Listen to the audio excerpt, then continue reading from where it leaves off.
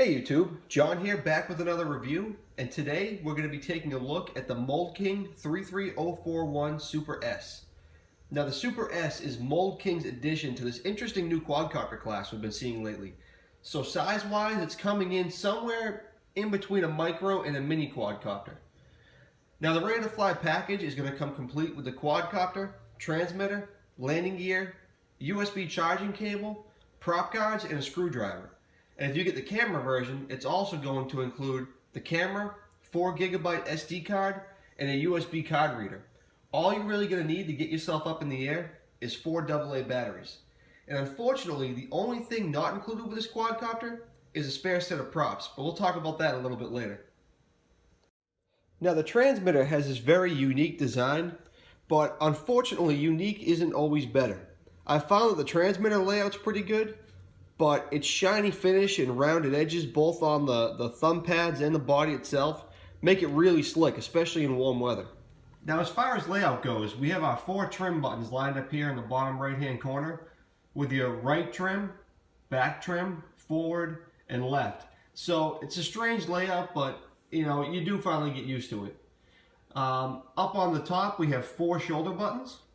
Your top left shoulder button runs you through the rates, and there's a total of 3 pitch rates with only 1 pretty fast yaw rate. The next button actually has 2 functions. Pressing it quickly once will take a photo, while holding it down for 2 seconds will enter headless mode. And like most of these quadcopters that don't have a GPS built into them, headless mode works some of the time. I definitely wouldn't count on it to get you out of trouble. It's cool to do fast pirouettes and kind of fly around like that, but other than that, it is what it is. It's definitely not that useful of a headless mode. Moving over to the right side, this inner right side button also has 2 functions.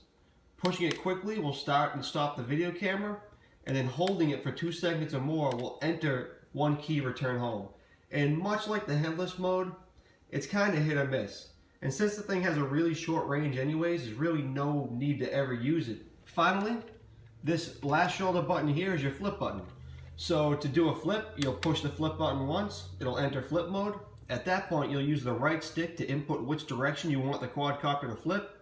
It will flip once and exit flip mode. And the flips in this quadcopter are pretty fast and smooth, and it recovers very quickly, so it's definitely a good flipper. Now the last thing I want to cover on the transmitter is calibrating the accelerometers.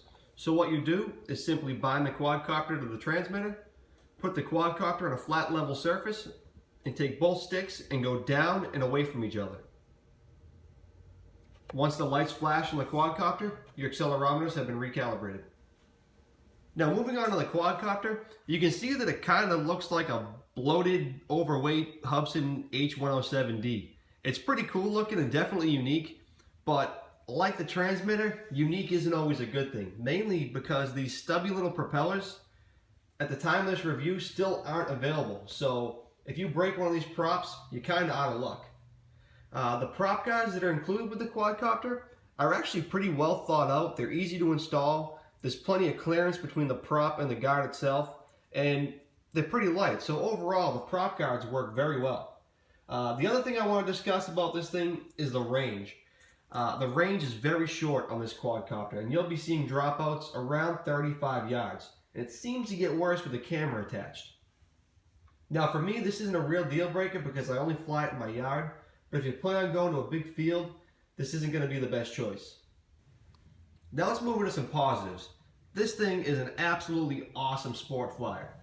It's fast, maneuverable, super durable. I mean, I've probably got like 30 or 40 batteries to this thing with some nasty crashes, and it still flies as good as the day I picked it up. On the bottom side, you have some nice super bright LEDs with green in the front and blue in the back. And you can see with the white body, it kind of lights up the arms, so this thing is a great night flyer. Now the included battery is a 380 milliamp hour battery that takes about 50 minutes to charge with a stock charger. And as far as flight times go, I honestly saw loads of inconsistency. First off, the LVC tends to kick in whenever it feels like it. There doesn't seem to be any rhyme or reason to it. Secondly, my flight times were just all over the place. I was trying to do my usual testing with the prop guards on, testing with the camera on, and then testing without everything on. And it was just so inconsistent, I didn't bother. So what I wound up doing was flying it, no prop guards, no camera, how I enjoy flying it, and averaged out 10 flights and got about 5-minute and 25-second flight times. So that's about what you would expect, flying it in that format. The flight times kind of go along with what Mould King is known for, and that's inconsistency. Personally, this is my first Mould King product, but I know from watching other reviews of their products and following some of the threads in IC groups that they definitely have some quality control issues to work out before they'll be a real heavy hitter in the quadcopter market. But that about covers everything on the bench here, so let's take this thing outside and see what we can do in flight. Alright, this is going to be the flight test of the Mould King Super S. As you can see, it's pretty windy. It just kind of died down, but really not a problem for this quadcopter. So we'll start it off in low rates.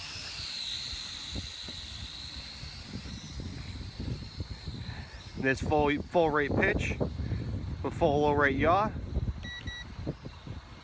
Switch it into mid rates. You can see the pitch increases a little bit. Yaw is still the same. Then we'll move it up into high rates. That's fighting into the wind right there. Now we're going against the wind. So really, wind does not affect this quadcopter at all, especially if you're flying without the prop guards.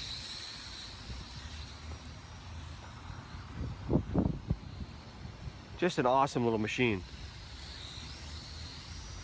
Do some flips with it. Thing just flips great, nice and smooth. Barrel rolls.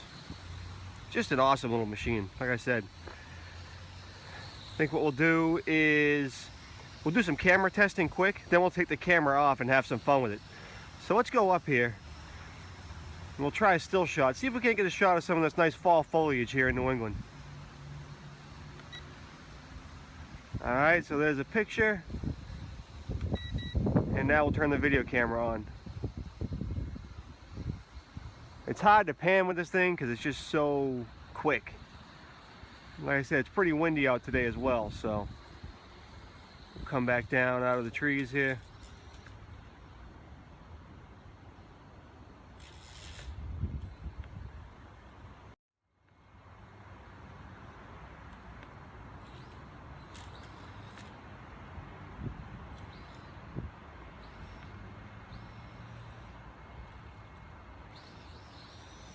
Oh, what a recovery! Oh my goodness! I couldn't do that again if I wanted to. Oh my God! Yes! Oh, and I got it on tape too. That's even better.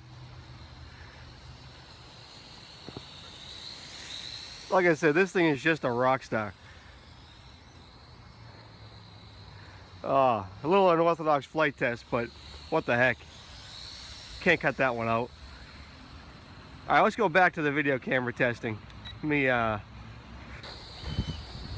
so now we're back out of the tree. Let's switch it back into low rates and we'll turn the camera on and we'll just kind of do a lap around the yard here, just as smooth as we can to show you what kind of footage to expect out of the camera. Now, I found this thing is more of a sport flyer than a camera quad, so don't expect much out of it as far as the camera goes. And the camera actually greatly reduces the range of this thing. I mean, the range isn't that great as it is, but it cuts it down to about 25-30 yards with the camera on. So definitely, not a great camera quad. You see we're having range issues right there. That was only about 25 yards away. So let's bring this thing back in. We'll take the camera off it and we'll have some fun with it. All right, the prop guards and camera are off. We're in high rates. To me, this is the most enjoyable way to fly this thing.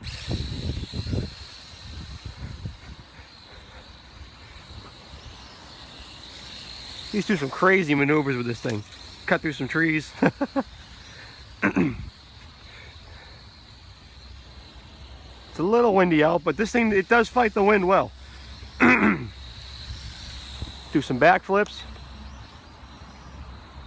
Does backflips well, and you can see the range is better now that the camera's off it. So I think the camera has a lot to do with the range.